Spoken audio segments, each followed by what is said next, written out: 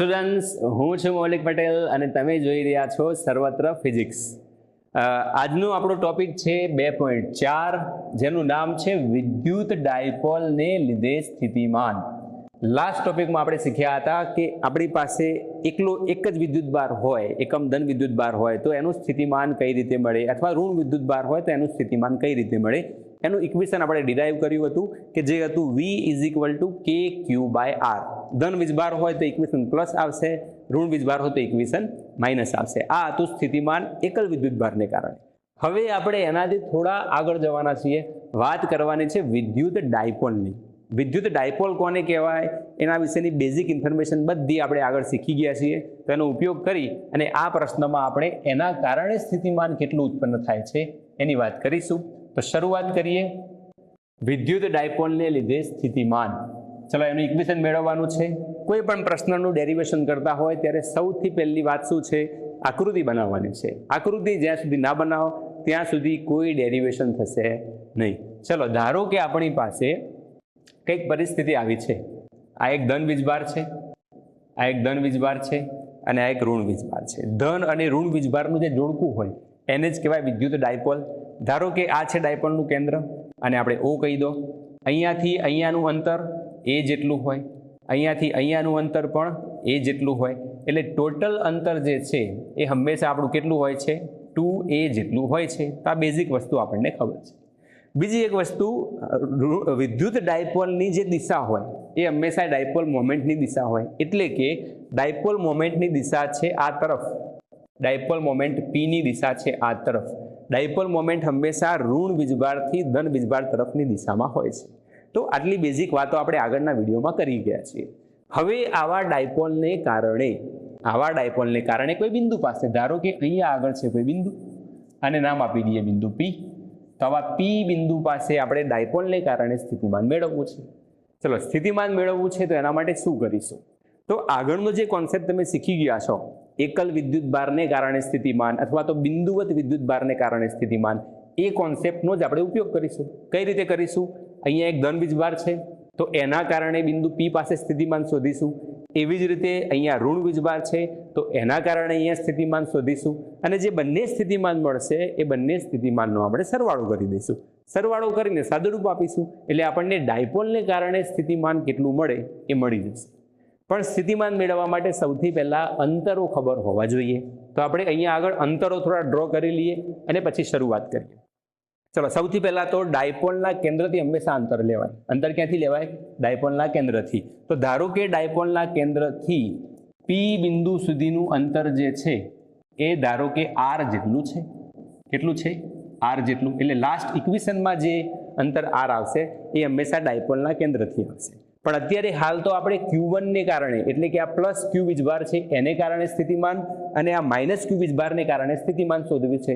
તો એના પણ અંતરો અત્યારે હાલ આપણને ખબર હોવા જોઈએ. તો ધારો કે અહીંયાથી આનું અંતર જે છે એ R1 જેટલું છે અને ઋણ વીજભારથી P બિંદુ સુધીનું અંતર જે છે એ ધારો કે R2 જેટલું છે. તો આ થઈ ગઈ આપણી આકૃતિ. હવે હાલ વાત કરીએ એમ પ્લસ વીજભારને કારણે સ્થિતિમાન શોધીશું, માઇનસ વીજભારને કારણે સ્થિતિમાન શોધીશું અને પછી એ બંનેનો સરવાળો કરીશું. બરાબર? તો શરૂઆત કરીએ. પ્લસ અહીંયા આગળ ચલો નામ પણ આપી દઈએ, પ્લસ Q વીજભાર અને આ છે માઇનસ Q વીજભાર. બરાબર? આનો વીજભાર પ્લસ Q છે, આનો વીજભાર માઇનસ Q છે. તો પ્લસ Q વિદ્યુત ભારને કારણે, પ્લસ Q વિદ્યુત ભારને કારણે બિંદુ P પાસે સ્થિતિમાન. ચલો, હવે એને કારણે સ્થિતિમાન લખવું હોય તો એ કેટલું થઈ જશે? તો એ લખાશે V + Q ને કારણે કેટલું છે? તો ઇક્વેશન છે આપણું KQ/R. એ પ્રમાણે K અહીંયા પ્લસ Q છે તો પ્લસ Q અને અંતર છે R1. પ્લસ Q થી અંતર કેટલું છે? R1. તો આ થઈ જશે R1. આ થઈ ગયું આપણું ઇક્વેશન નંબર 1. ઇક્વેશન 1 મળી ગયું. આવી જ રીતે બીજી વસ્તુ માઇનસ Q ને કારણે, હવે માઇનસ Q ને કારણે P બિંદુ પાસે સ્થિતિમાન, તો માઇનસ Q વિદ્યુત ભાર ને કારણે બિંદુ P પાસે સ્થિતિમાન. હવે એ લખાશે વી માઇનસ ક્યુ. વી માઇનસ ક્યુ લખાશે. એનું ઇક્વેશન પણ સેમ વસ્તુ, પણ ક્યુ અહીંયા પ્લસ લખે તો અહીંયા આગળ ક્યુ માઇનસ છે તો અહીંયા માઇનસ લખવું પડશે. તો આ થશે માઇનસ કે ક્યુ બાય અંતર કેટલું છે, અહીંયાથી અંતર છે R2, તો આ અંતર થઈ જશે R2. Equation number 2. તો બંનેને કારણે સ્થિતિમાન મળી ગયા. હવે કુલ સ્થિતિમાન મેળવવા માટે બંનેનો સરવાળો કરી દઈશું. તો લખીએ, માટે બિંદુ P પાસે કુલ સ્થિતિમાન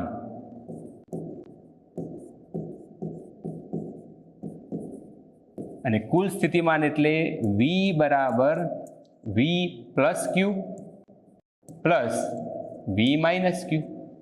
V પ્લસ ક્યુનું ઇક્વેશન છે KQ બાય R1 અને V માઇનસ ક્યુનું ઇક્વેશન છે માઇનસ KQ બાય R2. તો અહીંયા પ્લસ હતો પણ પ્લસ માઇનસ માઇનસ, તો આ થઈ જાય KQ બાય R2. તો અહીંયા સુધી આપણને મળ્યું.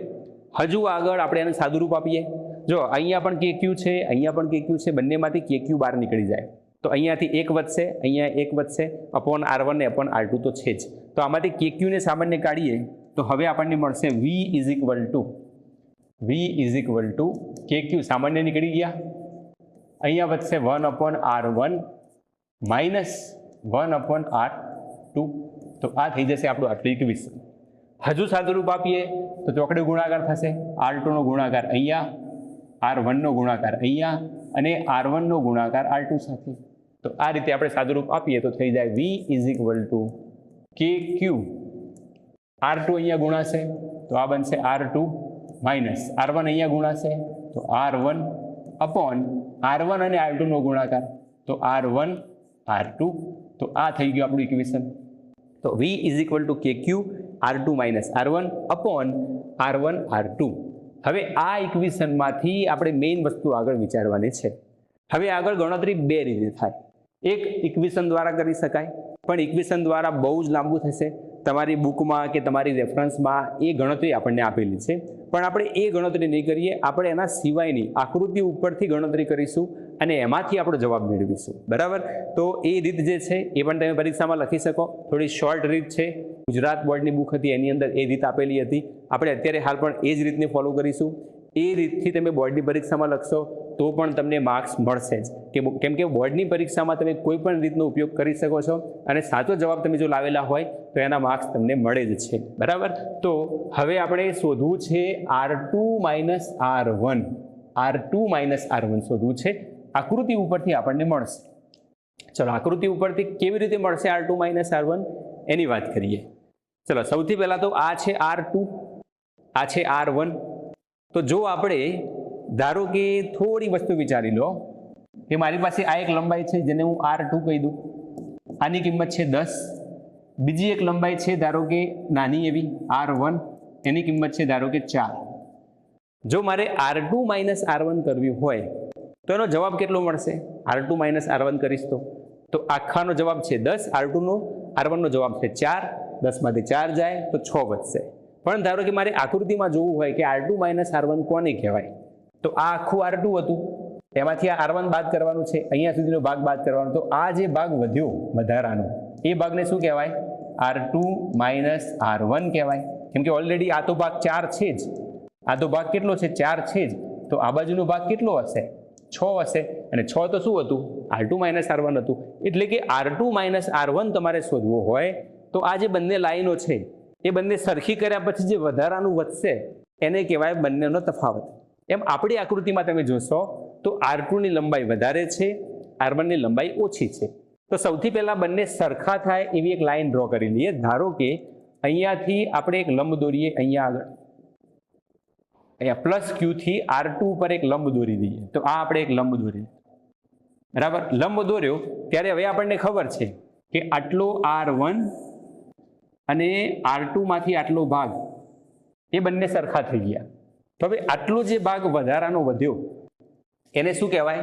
તો કે આ આખો હતો R2, એમાંથી આ R1 બાદ કર્યો તો આ જે ભાગ વધ્યો એને કહેવાય R2 માઇનસ R1.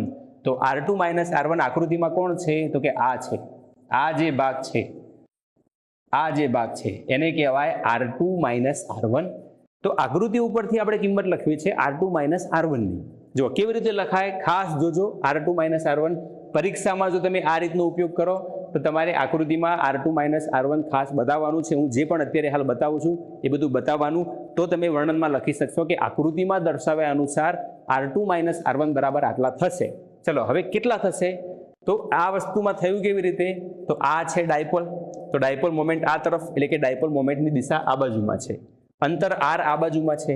તો જો આપણે P અને R વચ્ચેનો ખૂણો, આ તરફની દિશા એ P ની દિશા છે, આ તરફની દિશા એ R ની દિશા છે, તો આ P ની દિશા અને આ R ની દિશા એમની વચ્ચેનો ખૂણો જો આપણે થીટા લઈએ, અહીંયા થીટા હોય તો અહીંયા પણ કેટલો થાય, થીટા જ થશે, અહીંયા પણ થીટા જ થશે.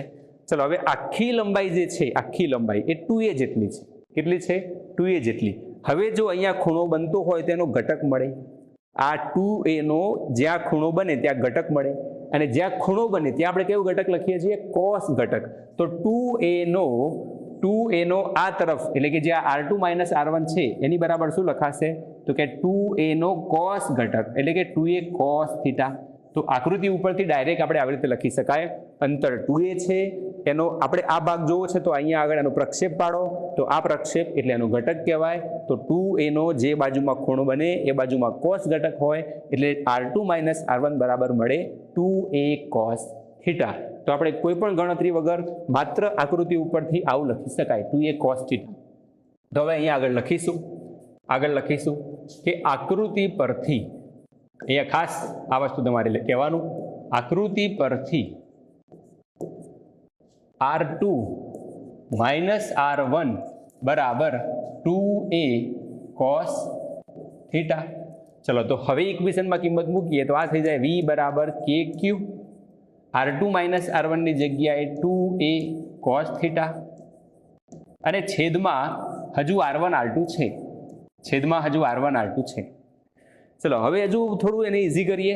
R1 R2 જો આપણે એમ વિચારીએ કે આપણું જે બિંદુ P હતું, આ બિંદુ P એ ખૂબ જ દૂર છે, ખૂબ જ દૂર. જેમ આપણે આગળ વિચાર્યું હતું વિદ્યુત ક્ષેત્ર મેળવ્યું અક્ષ ઉપર અને વિષુવ રેખા ઉપર, ત્યારે છેલ્લે એક શરત લેતા હતા કે જો R is more greater than A એટલે કે બિંદુનું અંતર એ ડાયપોલના કેન્દ્રથી એક વીજભાર સુધીના અંતર કરતાં મોટું હોય અથવા તો ડાયપોલની લંબાઈ કરતાં વધારે હોય. જો અંતર R એ ડાયપોલની લંબાઈ એટલે કે 2a કરતાં વધારે હોય અથવા a કરતાં વધારે હોય, ખૂબ જ વધારે હોય, તો એવા સમયે આપણે અમુક વસ્તુને અવગણતા હતા. એવી રીતે આની અંદર જો બિંદુ P ખૂબ જ દૂર હશે તો R2 ની કિંમત અને R1 ની કિંમત આપણે R જેટલી લઈ શકાય. કેટલી લઈ શકાય? R જેટલી લઈ શકાય. પણ આવું તમારે ક્યારે વિચારવાનું છે? અહીંયા આગળ R2 માઇનસ R1 ની કિંમત 2a કોસ થીટા મુકાઈ જાય પછી. જો પહેલા અહીંયા વિચારશો કે R2 માઇનસ R1 ની કિંમત તો આપણે સરખા R જ ધારી લો, તો અહીંયા તમે R મૂકશો અને અહીંયા R મૂકશો તો 0 થઈ જશે, તો કોઈ સ્થિતિમાન મળશે નહીં. તો આપણે ત્યાં સુધી તો ગણતરી કરવાની જ છે, ખાલી અવગણવાના અથવા તો જ્યાં ચેન્જ કરવાનો છે છેદમાં કરવાનું છે. એટલે આપણે એક પરિસ્થિતિ લખીએ કે જો R is more greater than A હોય, તો જો R is more greater than A હોય તો આપણે આમાં થોડો ચેન્જ કરી શકાય. શું ચેન્જ કરી શકાય? તો કે જ્યાં R1 હોય અથવા જ્યાં R2 હોય ત્યાં આપણે ડાયપોલના કેન્દ્રથી અંતર એટલે કે R લખી શકાય. તો આવું આપણે લખી શકાય. તો અહીંયા શું કરીશું? R1 ની જગ્યાએ પણ R મૂકીશું, R2 ની જગ્યાએ પણ R મૂકીશું. તો હવે આપણું ઇક્વેશન શું થઈ જશે? તો V બરાબર KQ 2a cos થીટા અને છેદમાં R1 ની જગ્યાએ પણ R, R2 ની જગ્યાએ પણ R, તો R ગુણ્યા R એટલે થઈ જાય R સ્ક્વેર. તો આ થઈ જશે અપોન R સ્ક્વેર. અને હજુ થોડા આગળ જઈએ તો V બરાબર, ચલો 2a ઇન્ટુ Q, 2aq એને તો કહેતા હતા ડાયપોલ મોમેન્ટ P. P નું ઇક્વેશન હતું P is equal two 2aq, આપણું ઇક્વેશન હતું. તો 2aq ની જગ્યાએ P મૂકી દઈએ તો આ મળી જાય કે P પાછળ cos theta upon R square. તો આ થઈ ગયું આપણું ફાઇનલ ઇક્વેશન. શેના માટેનું ઇક્વેશન છે? વિદ્યુત ડાયપોલને કારણે આર જેટલા અંતરે વિદ્યુત સ્થિતિમાન V બરાબર KP cos theta upon R square. Equation શું થયું? KP cos theta upon R square. એટલે કે આની અંદર સ્થિતિમાન એ થીટા ઉપર આધાર રાખે છે. કોના ઉપર આધાર રાખે છે? થીટા ઉપર. કે અચળ છે, P ડાયપોલ મોમેન્ટ પણ અચળ હોય, એટલે અંતર આર બદલાય અથવા થીટા બદલાય તો આપણું સ્થિતિમાન બદલાય છે. તો આખા પ્રશ્નનું ડેરિવેશન આપણે કંઈક આવી રીતે શોર્ટમાં કરી શકીએ છીએ. તો આખી લાંબી રીત જે છે એ તમારે લખવાની કોઈ જરૂર નથી. આકૃતિ ઉપરથી તમે R2 - R1 બરાબર 2a cos થીટા આવું નક્કી કરી શકો છો. બરાબર. ચલો હવે આની અંદર પ્રશ્ન એમ થાય કે આ થીટા કોની વચ્ચેનો લઈશું? તો આકૃતિમાં પણ તમે જોઈ શકશો થીટા કોની વચ્ચેનો લીધેલો છે. તો થીટા જે છે એ છે ડાયપોલ મોમેન્ટ P અને અંતર R વચ્ચેનો ખૂણો, એટલે કે આપણે એને સ્થાનાંતર કહી શકાય. તો ખૂણો આ છે ડાયપોલ મોમેન્ટ P માઇનસથી પ્લસ તરફ આ છે, P ની દિશા આમ છે એટલે આ કહેવાય. તો આ કહેવાશે ડાયપોલ મોમેન્ટ P ની દિશા અને અંતર R ની દિશા અહીંયાથી લઈ લો અથવા અહીંયાથી લઈ લો, બંને લગભગ સરખું જ હશે. તો આ છે ખૂણો થીટા. તો કોની વચ્ચેનો ખૂણો છે? P અને R વચ્ચેનો ખૂણો. તો અહીંયા આગળ જરાક એકવાર લખી લઈએ એટલે કન્ફ્યુઝન ના થાય. જ્યાં થીટા એ P અને સદિશ P અને સદિશ R વચ્ચેનો ખૂણો છે. સદિશ P અને સદિશ R વચ્ચેનો ખૂણો છે. એટલે ખૂણો જેમ જેમ ચેન્જ થશે એમ આપણું સ્થિતિમાન પણ ચેન્જ થશે. તો આ થયું આપણું આખું ડેરિવેશન. શું સ્ટેપ સાથે ડેરિવેશન કર્યું જરાક આપણે યાદ કરીશું. ડાયપોલના બંને વીજભારોને કારણે પહેલાં સ્થિતિમાન શોધવાના, બંને સ્થિતિમાનનો સરવાળો કરવાનો, સરવાળો કરીને સાદુરૂપ આપવાનું, અને સાદુરૂપ આપશો તો એમાં તમારે બે વસ્તુ ખાસ ધ્યાનમાં રાખવાની છે કે R2 - R1 આકૃતિ ઉપરથી મેળવી લેવાનો છે અને છેદમાં જે R1 R2 આવશે એ R is more greater than A આવી શરત લઈ અને બંનેની કિંમત સરખી R જેટલી કરી અને એ પદમાં મૂકીશું એટલે આપણને મળશે V બરાબર KP cos theta upon R square. હવે હાલ વાત કરીએ એમ થીટાની અલગ અલગ કિંમતો માટે સ્થિતિમાન અલગ અલગ મળે તો એના ખાસ કિસ્સા જે છે એ પણ આપણે જોઈ લઈએ. ચલો તો ખાસ કિસ્સામાં અલગ અલગ વાત આપણે કરીશું. તો સૌથી પહેલાં તો ડાયપોલની અક્ષ પર સ્થિતિમાન. ચલો ડાયપોલની અક્ષ પર સ્થિતિમાન મેળવવું હોય તો થીટા કેટલો હોય એ અત્યારે હાલ તો આપણી જોડે છે કે ભાઈ થીટા બરાબર 0 હોય કાં તો પાઈ હોય. પણ હવે આપણને કન્ફ્યુઝન થાય કે શું કામ 0 થયો, શું કામ પાઈ થયો. તો જરાક આકૃતિમાં આપણે જોઈ લઈએ કે ડાયપોલની અક્ષ કોને કહેવાય. આગળ પ્રશ્નો આપણે શીખ્યા હતા વિદ્યુત ક્ષેત્રવાળા, ત્યારે અક્ષ કોને કહેવાય, વિષુવરેખા કોને કહેવાય એની વાત કરી હતી. પણ ફરીથી એકવાર અહીંયા કરી લઈએ એટલે તમને કન્ફ્યુઝન ના થાય. કદાચ આગળનો વિડીયો ના જોયો હોય તો જોઈ લેજો તો તમને થોડું ઇઝી રહેશે. ચલો આની અંદર આકૃતિમાં આપણે જોવી હોય અક્ષ. તો અક્ષ એટલે શું? તો કે ડાયપોલના બંને વિદ્યુત ભારોમાંથી પસાર થતી એક રેખા.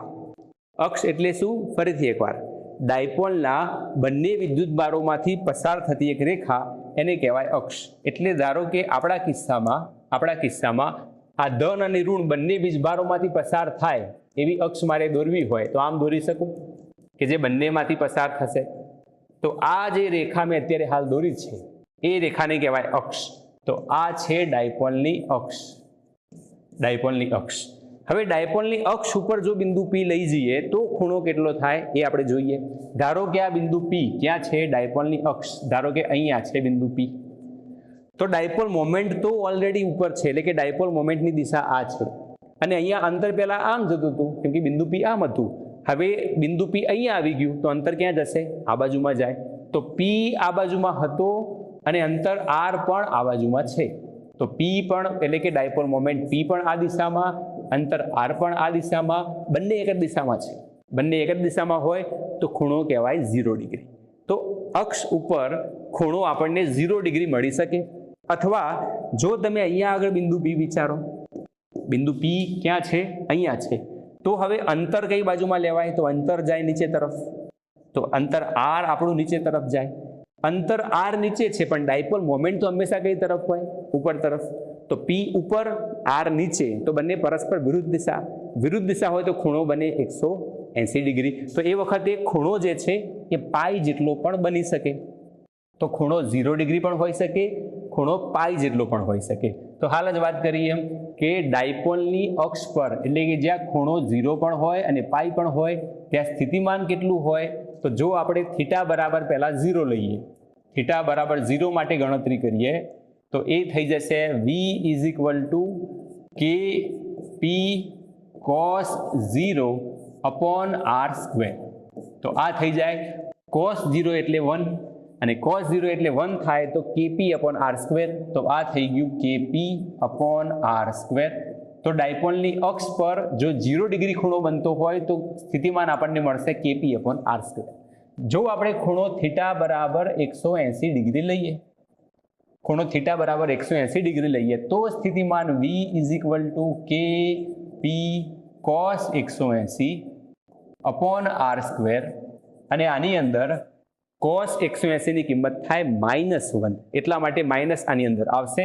તો આ થશે માઇનસ કે પી અપોન આર સ્ક્વેર. તો આપણને જે સ્થિતિમાન મળ્યું એ સ્થિતિમાન જો ખૂણો 0 હોય તો કેપી અપોન આર સ્ક્વેર થાય, ખૂણો 180 હોય તો minus KP upon R square થાય. જો આપણે અક્ષ ઉપર સ્થિતિમાન જનરલી કેવું હોય તો વી અક્ષ ઇઝ ઇક્વલ ટુ લખાય કેપી અપોન આર સ્ક્વેર. પણ ખૂણો 0 હોય તો પ્લસ મળે, 180 હોય તો માઇનસ મળે, એટલે આ પ્લસ પણ મળી શકે, માઇનસ પણ મળી શકે.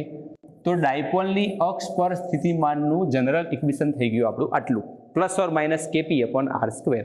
એટલે જો તમને ડાયપોલની અક્ષ પર પૂછાય તો તમારે પછી કોસ થીટા લખવાની જરૂર નથી, લખ્યો હોય તો પછી ખૂણો વિચારવો પડશે. તો અક્ષ ઉપર ડાયરેક્ટ આપેલું હોય તો plus or minus KP upon R square, બરાબર. આ રીતે આપણને સ્થિતિમાન મળશે. એવી રીતે ડાયપોલની વિષુવરેખીય સમતલમાં સ્થિતિમાન આપણે જો શોધવું હોય, હવે વિષુવરેખા કોને કહેવાય એની આપણે એકવાર વાત કરી લઈએ. તો વિષુવરેખા એટલે ડાયપોલના કેન્દ્રમાંથી પસાર થતી, ડાયપોલના કેન્દ્રમાંથી પસાર થતી અને ડાયપોલને લંબ રેખા એને કહેવાય વિષુવરેખા. આકૃતિમાં તમને બતાવું એટલે ક્લિયર થશે કે વિષુવરેખા કોને કહેવાય. પણ શબ્દો ખાસ મગજમાં રાખજો, ડાયપોલના કેન્દ્રમાંથી પસાર થતી અને ડાયપોલને લંબ રેખા. તો જો આપણે અહીંયા આગળ ડ્રો કરવી હોય તો કંઈક આ રીતે થાય, ડાયપોલનું કેન્દ્ર અહીંયા છે, એમાંથી પસાર થવી જોઈએ અને ડાયપોલને પાછું લંબરૂપી હોવી જોઈએ. તો આ રીતે ડ્રો કરી લેવાય.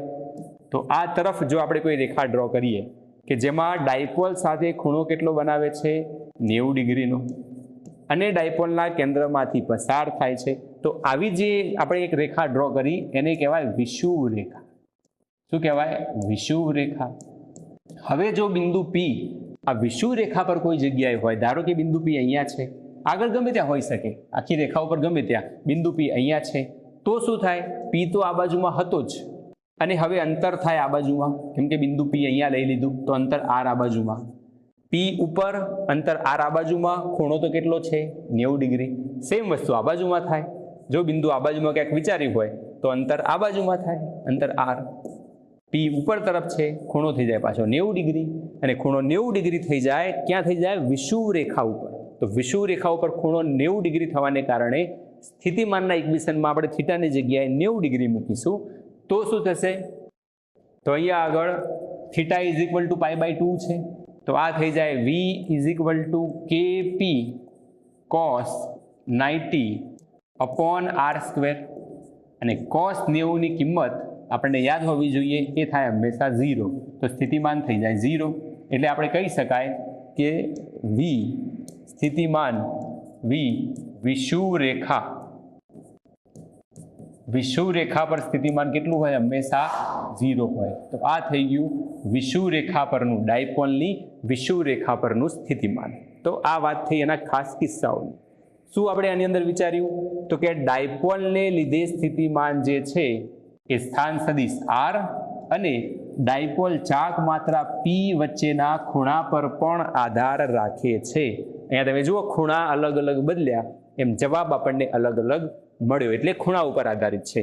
અને વિદ્યુત ડાયપોલનું સ્થિતિમાન મોટા અંતરે, જો આપણે અંદર થિયરીમાં જ ધારીતું કે r is more greater than a, એટલે કે અંતર r ખૂબ દૂર છે, એટલે કે મોટા અંતરે 1/r² મુજબ ઘટે છે. જો ઘટે છે અહીંયા આગળ તો અહીંયા દેખાય છે આપણને v અક્ષ ઉપર કેટલું છે? kp/r². કે અચળ છે, પી અચળ છે, તો શું વધ્યું આની અંદર? તો કે વી અક્ષ ચલે છે 1/r², વી અક્ષ ચલે છે 1/r², એટલે કે 1/r² અનુસાર આપણું સ્થિતિમાન જે છે એ બદલાય છે. તો આ વાત થઈ આપણા વિદ્યુત સ્થિતિમાનની. કોના કારણે? ડાયપોલને કારણે. તો આવી રીતે આપણે આખો પ્રશ્ન જે છે એ ડિરાઈવ કરી શકીએ છીએ. તો આવી રીતે આજનો આપણો પોઈન્ટ જે છે વિદ્યુત ડાયપોલને કારણે સ્થિતિમાન અહીંયા પૂરો થાય છે. જો વિડીયોમાં તમને જોઈને ખબર પડતી હોય તો તમારા મિત્રો સાથે વિડીયોને શેર કરી દેજો. જો ક્યાંય કન્ફ્યુઝન હજુ લાગતી હોય તો મને કમેન્ટમાં જણાવી દેજો, તો તમારા પ્રશ્નોનું સોલ્યુશન આપણે લાવી દઈશું. ફરીથી નવા ટોપિક સાથે નવા વિડીયોથી મળતા રહીશું. ત્યાં સુધી શીખતા રહો. Good bye.